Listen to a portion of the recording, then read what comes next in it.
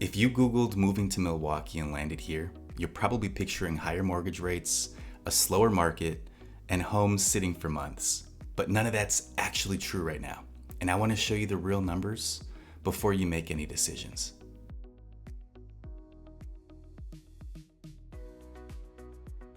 I'm John Rozek. I work with buyers and sellers across Southeast Wisconsin every day, and I posted a version of this video last year, but a lot has changed since then, so I'm redoing it with real, up-to-date numbers, the 2026 version.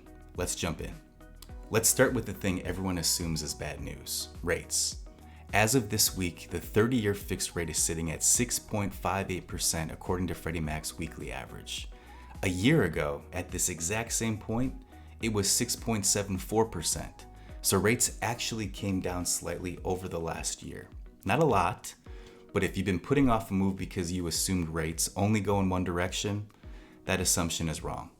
Before we get into the market in suburbs, I want to cover 3 things that I hear constantly from people relocating here, because these are the things that actually catch people off guard, and it's not the stuff that you'd expect. Mistake number 1, property taxes. If you're coming from a state with lower property taxes, the tax line on a Wisconsin listing is going to catch your eye, and not in a good way.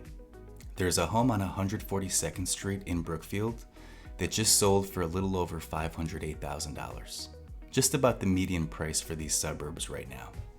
This isn't a red flag on the house, it's just how Wisconsin funds schools and local services. So budget for it up front, that way it's not a surprise at closing. Mistake number 2 are the winter costs. If you're coming from anywhere with a mild winter, just know that you're not budgeting for a coat. You've got heating bills, snow removal, things like ice dams on the roof are real costs that just don't show up on a listing sheet. And somewhere around November, you're gonna have to put the clubs away for a few months. Honestly, that stings me more than the heating bill does. But make sure to ask about the age of the furnace and the roof before you fall in love with the house in July.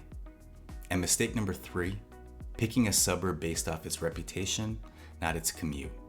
This one may seem small, but this is the one I see bite people the hardest, because someone will hear that Brookfield has great schools or Wauwatosa is so walkable.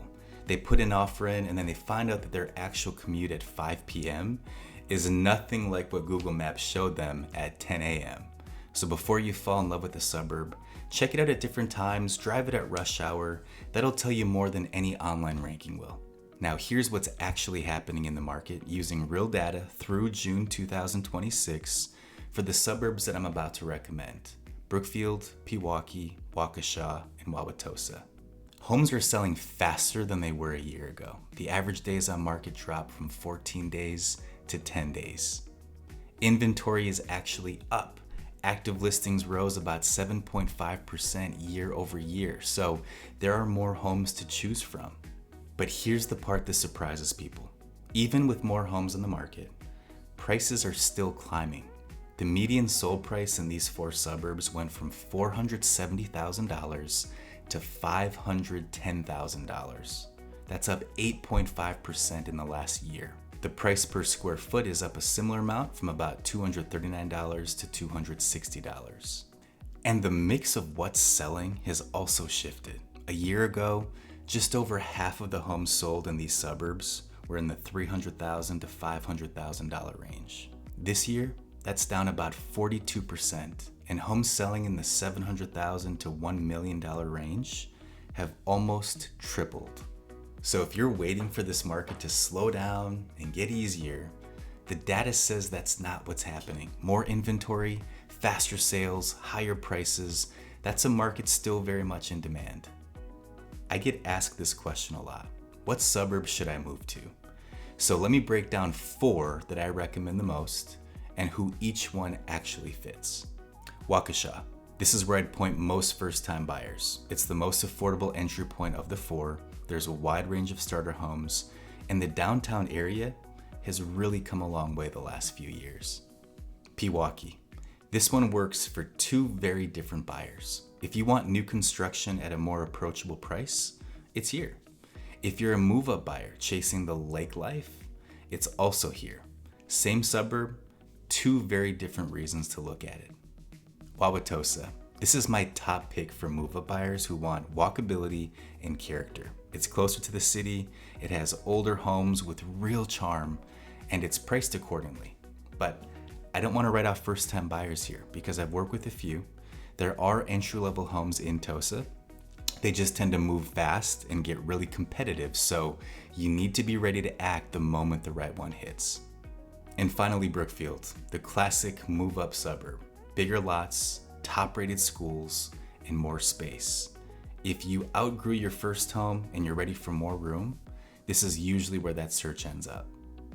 So that's the real current picture, not last year's numbers. The rates are actually a touch lower than a year ago. These suburbs are selling faster and for more money, not less.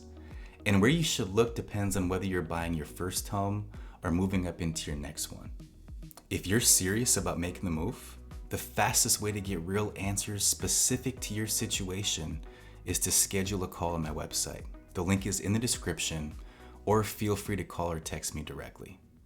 As always, thank you for watching, and remember, whatever move you make next, make sure it's a smart one. I'll see you next week.